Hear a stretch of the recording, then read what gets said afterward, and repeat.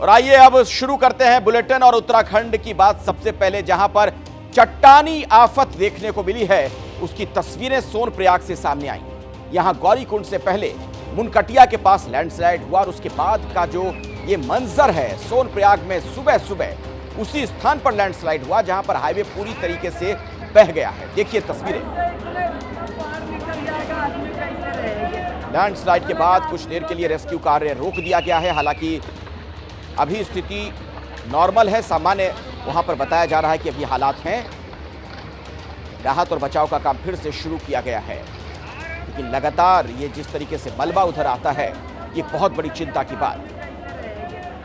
ये मुनकटिया के पास लैंडस्लाइड की तस्वीरें हम आपको दिखा रहे हैं। उत्तराखंड में जो सोनप्रयाग जगह है वहीं पर ये सब कुछ हुआ है। लोग थोड़े डरे हुए हैं, सहमे हुए हैं, घबराए हुए हैं। जिस तरीके से कुदरत का क्रोध देखने को मिल रहा है।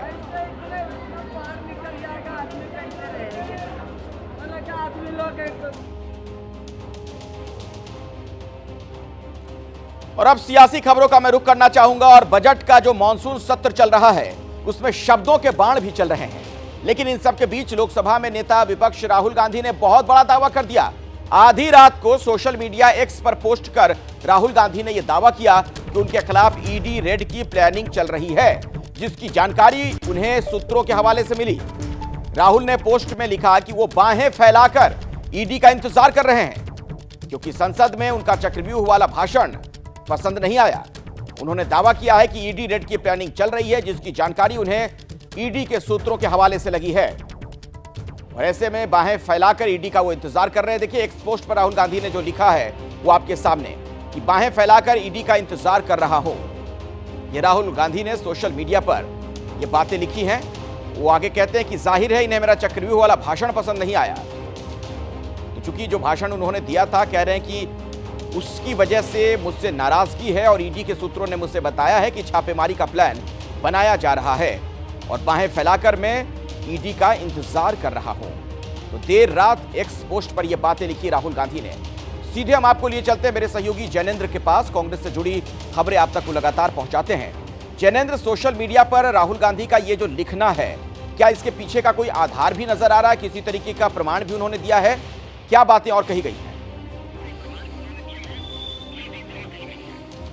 देखिए, निश्चित तौर पर राहुल गांधी जो है वो देश की प्रमुख विपक्षी पार्टी के सबसे बड़े नेता हैं और लोकसभा में नेता विपक्ष हैं।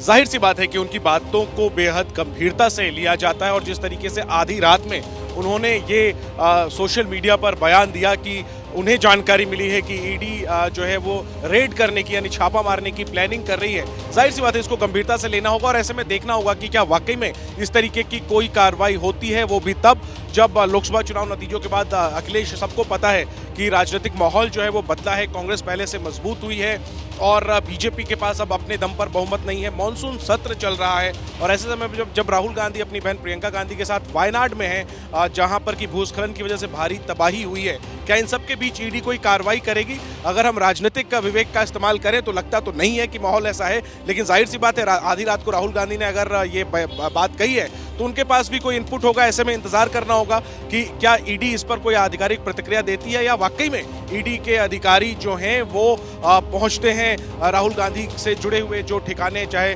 प्रमुख तौर पर 10 जनपद हो या फिर अन्य जगह हो। क्योंकि अगर हम मामले की बात करें कि मामला क्या है, तो नेशनल हेराल्ड से जुड़ा हुआ जो कथित मनी लॉन्ड्रिंग का मामला है, उस मामले में राहुल गांधी से पूछताछ हो चुकी है। ईडी लंबी पूछताछ कर चुकी है राहुल गांधी से, सोनिया गांधी से भी पूछताछ हो चुकी है, लेकिन तब भी कोई छापा नहीं पड़ा था, कोई जांच पड़ताल जो है वो नहीं की गई थी राहुल गांधी के आवास पर। तो अब लेकिन राहुल गांधी ने ये जो बात कही है, इसके बाद से अब नजरें ईडी की प्रतिक्रिया पर टिक गई हैं कि ईडी क्या कहती है या क्या वाकई में ईडी बिल्कुल सही कह रहे हैं आप जैनेंद्र कि ईडी की तरफ से इस पर क्या स्पष्टीकरण आता है, ये इसका इंतजार रहेगा, चूंकि एक पॉलिटिकल स्टंट भी हो सकता है इस तरीके का बयान। बहुत बहुत शुक्रिया आपका। राहुल गांधी ने अपने पोस्ट में जिस चक्रव्यूह का जिक्र किया था वो आपको बताएंगे, दिखाएंगे, लेकिन गिरिराज सिंह क्या बोल रहे हैं? सदन के बाहर भी भ्रम फैलाने का काम किए हैं। उन्हें चुनौती देता हूं कि वो बताएं कि कौन अधिकारी उनको फोन किया है। ये शर्मिंदित हैं, दुनिया से जात का पूछते, अपना जात बचाने से भाग रहे हैं। ये शर्मिंदित होकर के दुनिया में भ्रम फैलाने का काम, इससे बड़ा झूठा कोई आज तक एलओपी नहीं पैदा किया। संवैधानिक पद पर बैठा व्यक्ति, हाउस चल रहा है, उसके बाद ऐसा झूठ बोलना। तो इतना बड़ा झूठा विपक्ष का नेता कोई अब तक नहीं हुआ, ये कह दिया गिरिराज सिंह ने। वो कह रहे हैं कि ये सब कुछ भ्रमित करने के लिए है। ऐसे वक्त में जब लोकसभा की कार्यवाही चल रही है, ये कैसे मुमकिन है?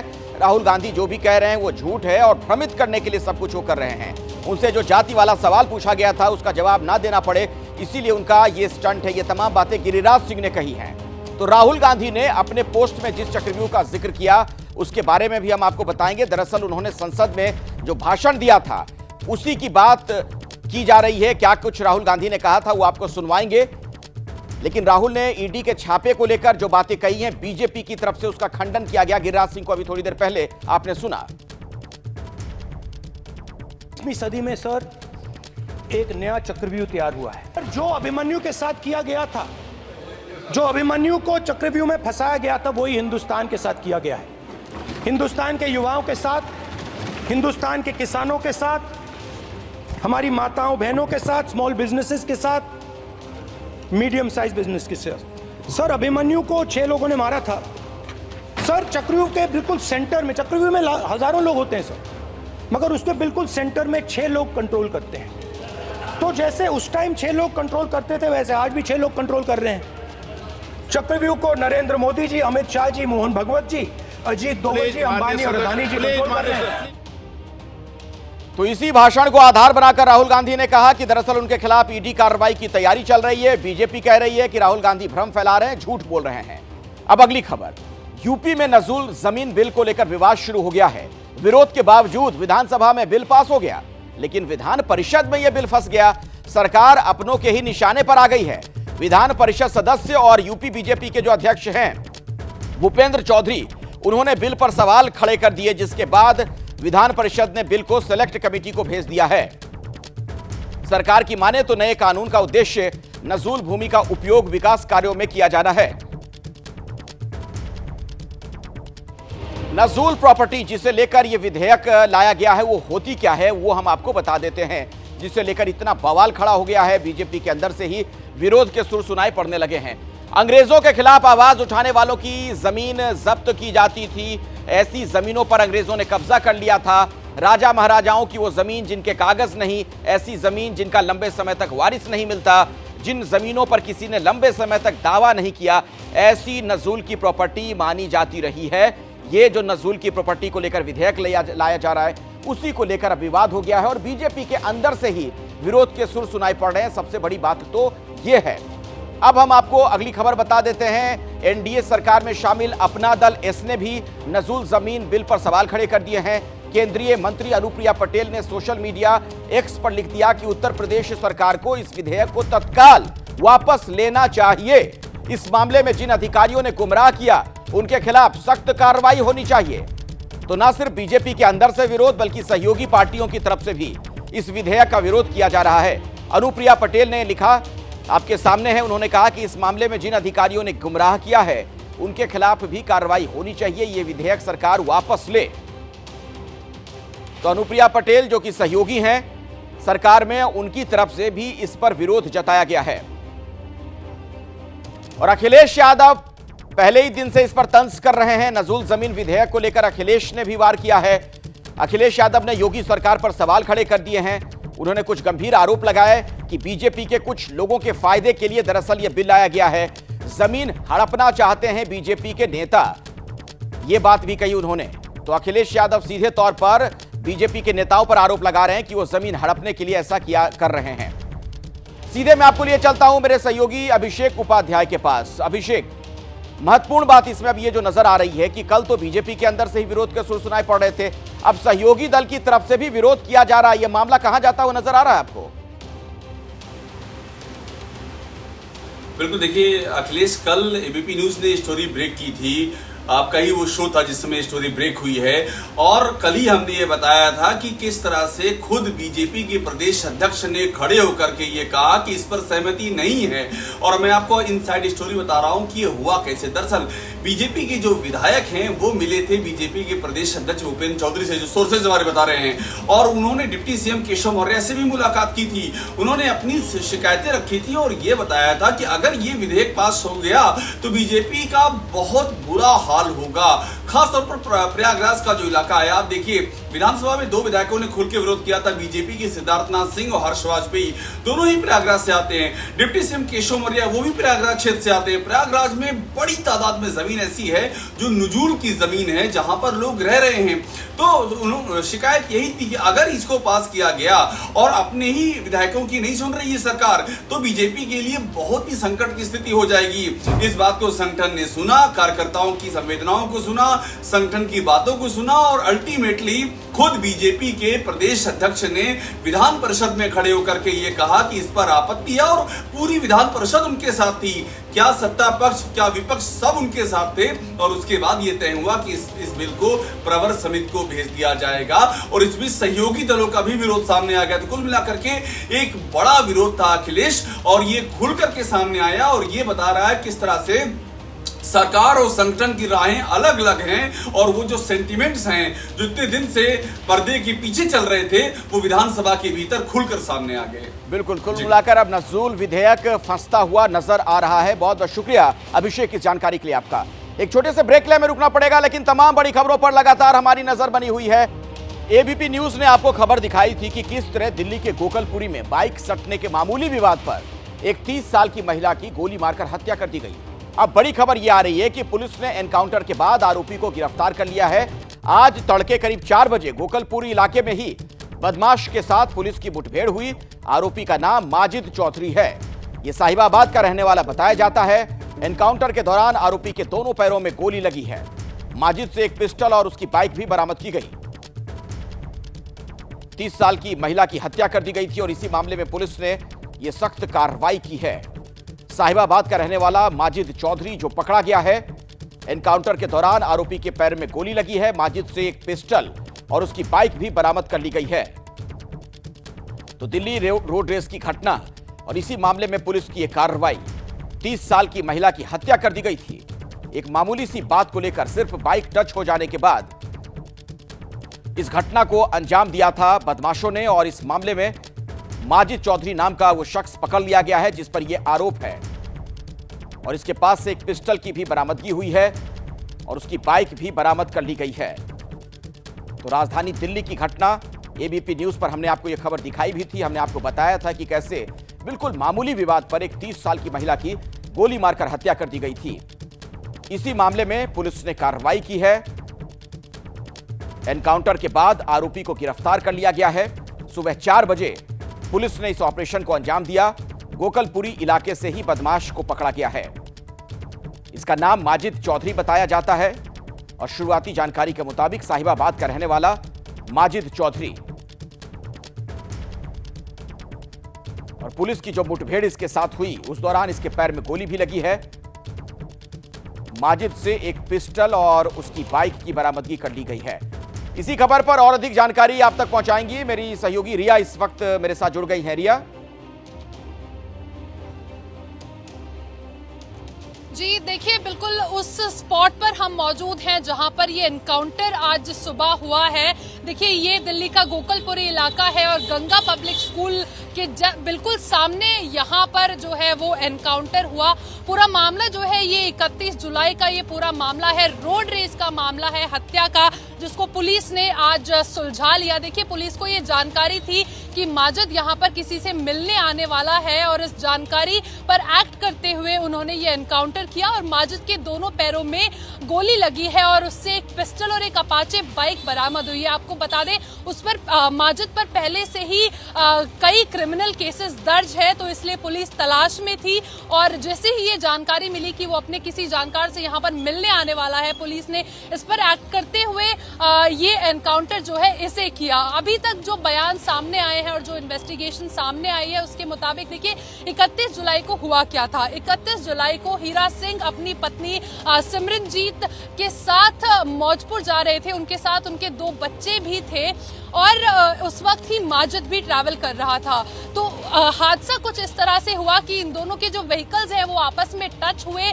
आपस में टच होने के बाद कहासुनी हुई। ये कहासुनी कुछ इस तरह तब्दील हुई कि जो लड़ाई है ये आगे बढ़ गई और उसके बाद कुछ दूरी से माजिद ने गोली चलाई और जो ये गोली ये थी, बहुत ही चौंकाने वाली घटना गर्दन थी। के जिस तरीके से मामूली सी विवाद पर इसने गोली चला दी थी, तो पुलिस ने जो सख्त कार्रवाई की है इसकी भी बहुत ज्यादा जरूरत थी। देश के कई राज्य बारिश और बाढ़ की चपेट में अभी हैं, फिर चाहे वो उत्तराखंड हो, फिर हिमाचल प्रदेश हो, आसमानी आफत कहर बरपा रही है। लगातार बारिश होने से सबसे ज्यादा खराब हालात पहाड़ों के हैं। दरकते पहाड़ लोगों की मुश्किलें बढ़ा रहे हैं। लगातार बारिश होने से नदियां उफान पर हैं। ऐसे में कई जगह शहरों से गांव का संपर्क टूट चुका है। ये तस्वीरें जो आपके सामने हैं, जरा देखिए बारिश से कैसे जलभराव की स्थिति नजर आ रही है। मंडला से लेकर जयपुर, मंगलुरु, इसके अलावा आपके सामने जो 4 और तस्वीरें हैं वो भी आपके सामने कुछ ऐसी ही कहानी बयां करते हैं। चाहे ऋषिकेश हो, मंडी हो, किश्तवाड़ हो, ये तमाम जगह जो हम आपको दिखा रहे हैं यहाँ पर लगभग एक जैसे हालात हैं। बारिश, बाढ़, लोग परेशान। जो लोगों की जिंदगी होती है रोजमर्रा की, वो पटरी से उतर चुकी है। सबसे बड़ी दिक्कत खाने पीने की है और ऐसे में अब सभी को इंतजार है कि जल्द से जल्द प्रशासन की तरफ से उन तक राहत पहुंचे। मदद की कोशिशें की जा रही हैं, लेकिन आपदा बहुत बड़ी है। और अब बात केरल के वायनाड में कुदरत के कहर की कर लेते हैं।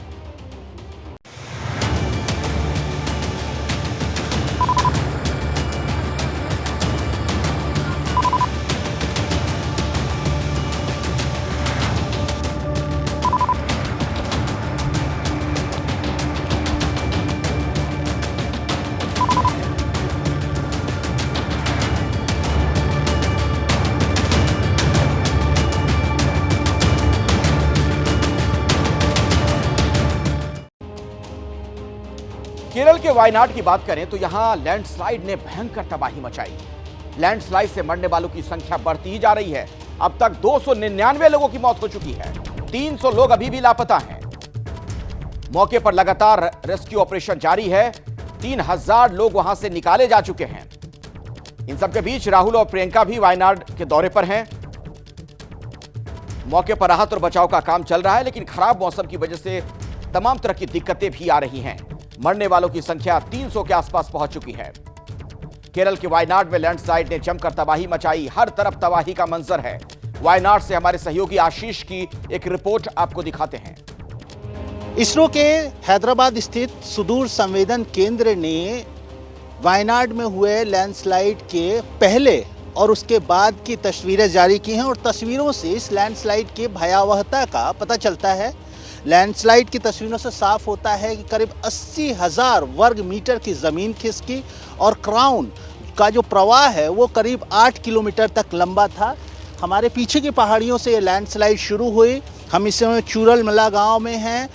वहाँ से जो प्रवाह शुरू हुआ उसके मलबे बहकर इस गांव तक आए और भारी तबाही, चूँकि प्रवाह काफ़ी तेज़ था इसलिए भारी तबाही हुई। नदी का किनारा, ये जो नदी है इसका किनारा चौड़ा हुआ और चौड़ा किनारे के बसे सारे गांव और स्ट्रक्चर, स्कूल्स, बिल्डिंग्स वो इस जो भूस्खलन है उससे तबाह हुए। सैटेलाइट इमेजिंग से ये भी साफ होता है कि ये जो भूस्खलन है ये पहले के पुराने भूस्खलन का ही कंटिन्यूएशन था। पहले एक पुराना भूस्खलन हुआ था, उसी के बाद का जो ये कंटिन्यूएशन में दूसरा भूस्खलन था जिसने इस इलाके में भारी तबाही मचाई है और पूरे इलाके की जो रूपरेखा है वो उसको बदल दिया है। तो तमाम सहयोगियों के पास अब मैं आपको ले जाऊंगा और हिंदुस्तान के अलग अलग कोने से जो तस्वीरें सामने आ रही हैं बाढ़ और विभीषिका की, उस पर विस्तार से हम आपको जानकारी देंगे। दीपक रावत भी आपको नजर आ रहे हैं, हमारे साथ सचिन भी जुड़े हुए हैं, उनके पास भी मैं आपको लिए चलूंगा, और नितिन ठाकुर भी नजर आ रहे हैं आपको स्क्रीन पर। लेकिन आशीष, सबसे पहले आप ही के पास आना चाहूंगा क्योंकि वायनाड की तबाही सबसे बड़ी नजर आ रही है। मृतकों की संख्या 300 के आसपास पहुंच चुकी है और आपको वहां क्या जानकारी मिल रही है? क्या अभी भी बहुत सारे लोग लापता हैं? जी आप अखिलेश, आपने बिल्कुल सही कहा। करीब मृतकों की संख्या बढ़ती जा रही है। अभी भी 300 लोग लापता हैं। उसके अलावा आज सर्च एंड रेस्क्यू का चौथा दिन है। हालांकि सेना ने साफ कर दिया है कि उनको उम्मीद कम है कि अब इस इलाके में कोई जिंदा बचा है, तो जिंदा लोगों को निकाल कर कैंप में, रिलीफ कैंप में शिफ्ट कर दिया गया। 9000 से ज़्यादा लोग रिलीफ कैंप में, करीब 92 के करीब वायनाड में रिलीफ कैंप बनाए गए हैं। हम इस समय चुरलमला गांव में हैं। ये जो पुल है कल सेना ने रिकॉर्ड समय में तैयार किया। इस पुल के दूसरी तरफ, जिस तरफ जेसीबी है, उस तरफ ऊपर एक गांव बसा है। वहां पर पूरा गांव मलबे के ढेर के अंदर दबा हुआ है और अब वहां पर तलाशी अभियान, शवों की तलाशी अभियान शुरू की जा रही है। बड़ी बड़ी जो क्रेन्स और जेसीबीज हैं उन गांव में ले जाकर मलबे को हटाया जा रहा है। ख़ास तौर पे आज जो है तलाशी का छठा दिन है और 40 टीमें 6 सेक्टर में करीब 40 किलोमीटर के दायरे में इस नदी के, चुरलमला नदी है, इसके किनारे दोनों तरफ जो है तलाशी अभियान चला रही हैं। ये तलाशी अभियान खास तौर पे कोई शवों के लिए है कि क्या मलबे के ढेर में, नदियों के किनारे, झाड़ियों में कोई शव तो नहीं फंसा है। चेलियार नदी का जो किनारा है, ये जो नदी है इसको चेलियार नदी बोली जाती है। इसके किनारे पर जो 40 किलोमीटर के रेडियस में 8 थाना क्षेत्रों में सेना, एनडीआरएफ, एसडीआरएफ, लोकल पुलिस, उसके अलावा वन विभाग और स्थानीय वॉलंटियर्स जो है वो मिलकर तलाशी अभियान चला रहे हैं। नीचे तक, नीचे कैलीकट ज़िला पड़ता है, वायनाड से लगा हुआ ज़िला है, वहाँ कैलीकट ज़िले में भी काफ़ी शव मिले हैं, तो वहाँ तक तलाशी अभियान पूरी की जा रही है। हेलीकॉप्टर का भी इस तलाशी अभियान में इस्तेमाल किया जा रहा है। ड्रोन्स जो हैं, ड्रोन्स के सहारे भी नदी के किनारे क्या झाड़ियों में, जंगलों में शव फंसे हैं उनकी तलाश की जा रही है। तो जाहिर तौर पे बहुत बड़ी आपदा है, बहुत बड़ा हादसा है और अब पूरा फोकस, क्योंकि 4 दिन बीत चुके हैं, शवों का सड़ना शुरू हो गया होगा, पूरा फोकस है जल्दी से जल्दी जितने शव हैं उनको बरामद किया जा सके। बिल्कुल, लेकिन बहुत बड़ी संख्या में जो लोग लापता अभी भी बताए जा रहे हैं उनको लेकर अब सबसे बड़ी चिंता है, क्योंकि इतना वक्त गुजर गया है कि उनमें से कुछ लोग क्या जिंदा होंगे अभी भी मलबे के नीचे, ये बड़ा मुश्किल लग रहा है। उत्तराखंड की अगर मैं बात करूं तो यहां सोनप्रयाग में भी लैंडस्लाइड की घटना हुई। गौरीकुंड से पहले मुनकटिया के पास लैंडस्लाइड। सोनप्रयाग में सुबह सुबह उसी स्थान पर भारी भूस्खलन हुआ जहां पर हाईवे पूरी तरीके से बह रहा है। कुछ देर के लिए रेस्क्यू कार्य रोका गया। अब स्थिति ठीक है, रेस्क्यू अभियान फिलहाल जारी है, लेकिन यकीनन ये तस्वीरें बड़ी भयावह जो अलग अलग जगहों से हम देख रहे हैं, बारिश के बाद जिस तरीके के हालात बन जा रहे हैं, लोगों की जान पर खतरा मंडरा रहा है। ये मुनकटिया के पास जो लैंडस्लाइड की घटना हुई उत्तराखंड में, उसकी तस्वीर हम आपको दिखा रहे हैं। सोनप्रयाग इस इलाके का नाम, जहां पर मुनकटिया के पास कुदरत का प्रकोप देखने को मिला है। अभी यहां पर क्या हालात हैं, कितना बड़ा नुकसान हुआ है, आपको बताएंगे। मेरे सहयोगी दीपक रावत मेरे साथ जुड़ गए हैं। दीपक। जी अखिलेश, अगर सोनप्रयाग की जो हम बात कर रहे हैं, सोनप्रयाग वही रास्ता है जो गौरीकुंड को जोड़ता है और गौरीकुंड के बाद वहां से पैदल यात्रा शुरू होती है केदारनाथ के लिए। तो सोनप्रयाग के पास पूरा का पूरा हाईवे जो है एक तरीके से खत्म हो चुका है, यानी कि वहां से ना कोई आगे जा सकता है ना कोई पीछे आ सकता है। इसलिए एसडीआरएफ और एनडीआरएफ की टीमें लगातार जो आगे गौरीकुंड की तरफ यात्री फंसे हुए थे या जो लोग केदारनाथ में ऊपर फंसे हुए थे, जिनको कल गौरीकुंड लाया गया था, उन लोगों को अब सोनप्रयाग के दूसरे वैकल्पिक रास्ते से बाहर लाया जा रहा है। अब तक की डिटेल के मुताबिक करीबन 4 से 5 हजार लोगों को रेस्क्यू किया जा चुका है। अलग अलग हेलीपैड तैयार किए गए हैं। फाटा के पास लगातार जो है हेली सर्विस चल रही है, लोगों को निकालने की कवायद चल रही है। वहीं पूरे उत्तराखंड की बात की जाए तो आज भी कई इलाकों में ऑरेंज और येलो अलर्ट है। उत्तरकाशी, टिहरी, नैनीताल की बात की जाए तो यहाँ पर भारी बारिश की संभावनाएं बताई गई हैं। आसमान में बादल छाए हुए हैं। टिहरी की इस वक्त जहाँ पर हम लोग मौजूद हैं, यहाँ पर अब तक 3 बार बादल फट चुके हैं और 5 लोगों की जान जा चुकी है। ऐसे में इस पूरे इलाके को संवेदनशील के तौर पर देखा जा रहा है। आगे भी भारी बारिश की आशंका है। ऐसे में आज भी अगर बारिश होती है तो इस इलाके में लोगों के बीच दहशत का माहौल है। ठीक है दीपक, मैं लौटूंगा आपके पास फिर से और ज्यादा जानकारी लेंगे, लेकिन अब बात हिमाचल प्रदेश की भी कर लेते हैं। मानसून की बारिश ने यहां भी कहर बरपा दिया है। राज्य में भारी बारिश हुई, कई इलाकों में बादल फटने की खबर है। कुल्लू के निरवंड में बादल फटने के बाद बागी पुल के आसपास गाड़ियां और मकान बह गए। तस्वीरें आप देख सकते हैं। वहीं मनाली में व्यास नदी ने फिर से अपना रास्ता बदल दिया है, हाईवे पर आ गई है। बाढ़ और बारिश की वजह से चंडीगढ़ मनाली हाईवे जगह जगह लैंडस्लाइड के चलते बंद है। शिमला से 100 किलोमीटर दूर रामपुर के झाकड़ी में बादल फटा। बादल फटने के बाद रामपुर के झाकड़ी में समेज खड्ड में बाढ़ आ गई है। हमारे सहयोगी सचिन इस वक्त मेरे साथ मौजूद हैं। हिमाचल प्रदेश में भी क्या हालात है सचिन, और अपडेट कुछ मिल पा रहा हो? जी, हिमाचल प्रदेश में बादल फटने से बड़ी तबाही हुई है। मैं समेज गांव में हूं, वहां की तस्वीरें मैं ज़रूर दिखाना चाहूँगा क्योंकि सबसे बड़ी त्रासदी इसी गांव ने झेली है। 33 लोग अभी भी लापता हैं इस गांव के। जहां तक ये कैमरे की नज़र जाती है वहां तक ये एक हंसता खेलता गांव था, पर आज नामो निशान नहीं है। ये बुधवार रात तक ये एक गाँव था जहाँ तक ये पत्थर दिख रहे हैं। यहाँ अब NDRF के जवान, CISF के जवान, भारतीय सेना के जवान, स्टेट डिजास्टर रिस्पांस फोर्स के जवान, ये तमाम जवान जो हैं अब शवों को ढूंढने की कोशिश कर रहे हैं। जो बुधवार रात को क्लाउड बर्स्ट जो है ऊपर की तरफ से, यहाँ ऊपर जाके जो है एक हाइडल पावर प्रोजेक्ट है, वहाँ के लोग जो हैं वो भी इसी गांव में रहते थे, इसी गांव में किराए के मकानों में रहते थे, वो भी उस क्लाउड बर्स्ट का शिकार हुए। तो 33 लोग जो हैं वो मिसिंग है। गांव की तस्वीर आपको दिखा देते हैं कि किस तरीके से भयानक मंजर रहा होगा बुधवार रात को इस गांव में। आप देख सकते हैं सामने घर हैं, घर किस तरह से टूटे हैं। जहां पहले थे जो पत्थर दिख रहे थे वो भी एक गांव था, वहां घर थे। ये घर जो हैं किस तरह से जद में आए हैं उस लैंडस्लाइड की और जो क्लाउड बर्स्ट की वजह से जो बाढ़ आई है उसका हम अंदाज़ा जो है लगा सकते हैं। और ये स्ट्रेच जो है यहाँ से बात करें तो सतलुज तक तकरीबन 7 किलोमीटर का ये स्ट्रेच है, जहाँ सतलुज में जाके ये नाला जो है मिलता है और उससे नीचे जो है सुन्नी बांध आता है। तो अब प्रशासन के लिए सबसे बड़ी बात है कि जो लोग मिसिंग हैं उनको ढूंढना है। उनके लिए भारतीय सेना जो है वो ये जो गहरी खाई में कन्वर्ट हो चुका है ये तमाम नाला जो है उसमें कोशिश कर रहे हैं। बिल्कुल राहत और बचाव का काम चल रहा है। इन तस्वीरों में हम देख भी पा रहे हैं कि जो वहां पर राहत कर्मी मौजूद हैं। अब बात मध्य प्रदेश की कर लें तो बाढ़ और बारिश ने यहां भी कमोबेश इसी तरीके के हालात कर रखे हैं। MP के 11 जिलों में बारिश का रेड अलर्ट है। मध्य प्रदेश में भारी बारिश के चलते कई बांधों के गेट खोले गए, जिसकी वजह से निचले इलाकों में बाढ़ की स्थिति बन गई है। मध्य प्रदेश के मंडला में लगातार बारिश हो रही है, जबकि बुढ़नेर नदी में बाढ़ आ गई है। मध्य प्रदेश में अभी क्या हालात हैं, वहां पर क्या स्थिति है, आप तक पूरी जानकारी पहुंचाएंगे मेरे सहयोगी नितिन इस वक्त मेरे साथ जुड़ गए। नितिन। हाँ अखिलेश जी, मैं मध्य प्रदेश की राजधानी भोपाल से 40 किलोमीटर दूर सीहोर जिले में मौजूद हूँ और सीहोर से भोपाल का जो हाईवे है झागरिया के पास, इसका सड़क संपर्क टूट गया। आप देख सकते हैं सड़कों पर मैं घुटने तक पानी है। मैं खुद सड़क के पर ही मौजूद हूँ, यानी कि यहाँ पर जो दर्जनों गाँव हैं वहाँ पर जलमग्न की स्थिति है। यानी कि रामाखेड़ी से लगे हुए तमाम जो गाँव हैं वहाँ पर पानी नज़र आ रहा है। और ये बता दूँ ये कुलास नदी का जल स्तर है, लगातार कुलास नदी में पानी बढ़ता जा रहा है। जिस तरह से अखिलेश आपने ये बताया कि मध्य प्रदेश में क्या स्थिति है, तो ये बता दूं ABP न्यूज़ के तमाम दर्शकों को कि मध्य प्रदेश में सबसे ज़्यादा बारिश हुई है।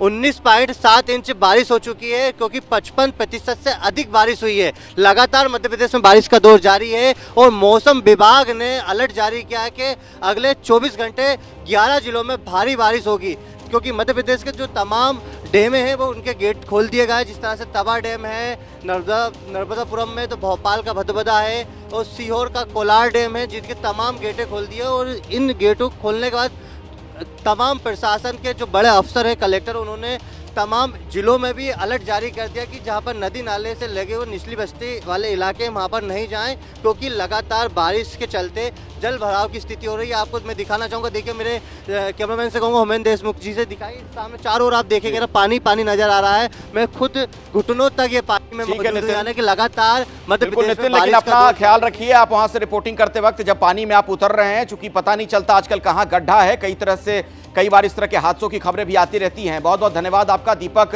सचिन और आशीष, आपका भी शुक्रिया। आइए अब आपको दिखाते हैं मध्य प्रदेश के डिंडोरी की एक तस्वीर, जहां पर बाढ़ और बारिश के बीच हैरान करने वाली तस्वीरें सामने आई। यहां कांवड़िए बाढ़ से उफना रहे सिवनी नदी को पार करते नजर आए हैं। सिवनी नदी पर पुल निर्माण का काम चल रहा है, जिसके चलते नदी के ऊपर डायवर्जन्स बनाए गए हैं। कांवड़िए इसी डायवर्जन को पार करते हुए नजर आ रहे हैं। देखिए तस्वीर जो आपके सामने है।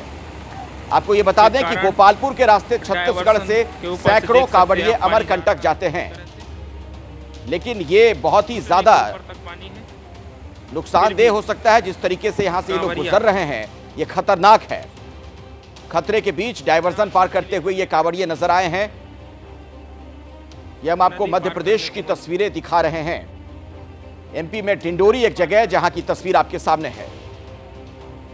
बाढ़ और बारिश के बीच ये बहुत ही खतरनाक हो सकता है। जिस तरीके से कांवड़िए सिवनी नदी को कुछ इस तरह से पार कर रहे हैं। सिवनी नदी पर पुल निर्माण का काम चल रहा है और इसी के चलते नदी के ऊपर ये डायवर्जन बनाया गया है। इन तमाम बड़ी खबरों पर आगे भी हमारी नजर बनी रहेगी। फिलहाल एक छोटा सा ब्रेक हम ले रहे हैं, फौरन लौटेंगे। आप देखते रहिए एबीपी न्यूज।